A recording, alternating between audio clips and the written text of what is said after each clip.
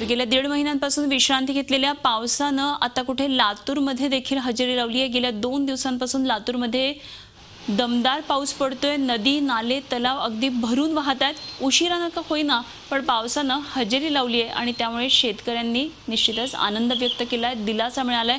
बुधवारी सकाळी 68 मिलीमीटर पावसाची नोंद करण्यात आली।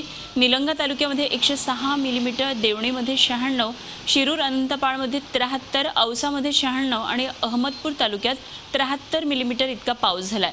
निलंगा तालुक्यामध्ये कित्येक गावांमध्ये 100 मिलीमीटरपेक्षा जास्त पावसाची नोंद झाली। त्यामुळे परिसरातल्या नद्या दुथडी पार भरून वाहू लागलेल्या आहेत। तर तेरणा नदीवरच्या उच्चस्तरीय बंधाऱ्याचे दरवाजे उघडण्यात आले। औसा तालुक्यामधल्या जगळपूरमध्ये अतिवृष्टीमुळे एका घराची भिंत कोसळली। सुदैवाने यामध्ये जीवितहानी कुठली झालेली नाहीये। दरम्यान जिल्ह्यामध्ये अतिवृष्टीचा इशारा हवामान खात्याने दिलाय, त्यामुळे नागरिकांना सतर्कतेचा इशारा देण्यात आलाय।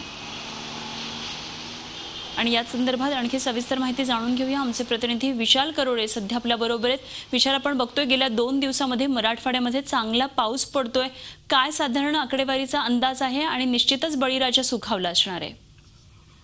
अनुपमा, जाता जाता मराठवाड्याला बाप्पा पावला असं आपल्याला म्हणता येईल। गेल्या 2 दिवसांपासून मराठवाड्यात सर्वदूर 8ही जिल्ह्यात अतिशय चांगला पाऊस सुरू आहे आणि त्यामुळे खऱ्या अर्थानं बळीराजा सुखावला असं आपल्याला म्हणता येईल। अर्ध्यापेक्षा जास्त ऑगस्ट महिना पूर्णपणे कोरडा गेला होता। मराठवाड्यातील 48 लाख हेक्टरवर यावेळेस खरीपाची पेरणी झाली होती। मात्र ऑगस्टमध्ये पावसानं दडी मारल्यानं पिकांनी मारा टाकायला सुरुवात केली होती। काही ठिकाणी पिकं पिवळी सुद्धा पडली होती। या सर्व परिस्थितीत तातडीनं पाण्याची गरज होती। मात्र पाऊस इतका झाला नव्हता की ज्याला पाणी साठ्यातनं पाणी देणं शक्य होईल, त्यामुळे मदार ही फक्त पावसावर होती। मात्र गेले 2 दिवस अतिशय चांगला पाऊस सुरू झालाय आणि या पावसामुळे बळीराजाला तर खूपच मोठा दिलासा मिळालाय। मात्र अजूनही प्रश्न आहे तो पिण्याच्या पाण्याचा। मराठवाड्यात पूर्ण जर जलसाठ्यांचा विचार केला तर आतापर्यंत फक्त 30% इतका पाणी साठा आहे। गेले 2 वर्षाचा दुष्काळ सुद्धा आहे। या परिस्थितीत मराठवाड्याला मोठ्या पावसाची प्रतीक्षा आहे, जेणेकरून पाणी साठ्याच्या संख्येत वाढ होईल। सध्या जायकवाडी आणि विष्णुपुरी वगळता सर्वच धरणं जी प्रमुख धरणं आहेत ती मृत साठ्यात आहे। या सर्व परिस्थितीत पाऊस चांगला सुरू असला तरी अजूनही मोठ्या पावसाची निश्चितपणे प्रतीक्षा आहे। त्याच्यानंतरच बळीराजा सुद्धा सुखावेल आणि सर्वसामान्य नागरिक सुद्धा। विशाल, आणखी एक महत्त्वाची गोष्ट म्हणजे लातूर जिल्ह्यामध्ये अजूनही अशी काही गावं आहेत की जिथे अजूनही पाण्याची टंचाई आहे, तुटवडा जाणवतोय। त्या भागामध्ये पावसाचं काय चित्र आहे, काय तिथल्या परिस्थितीमध्ये सुधारणा झाली आहे, तिथे पाऊस झालाय?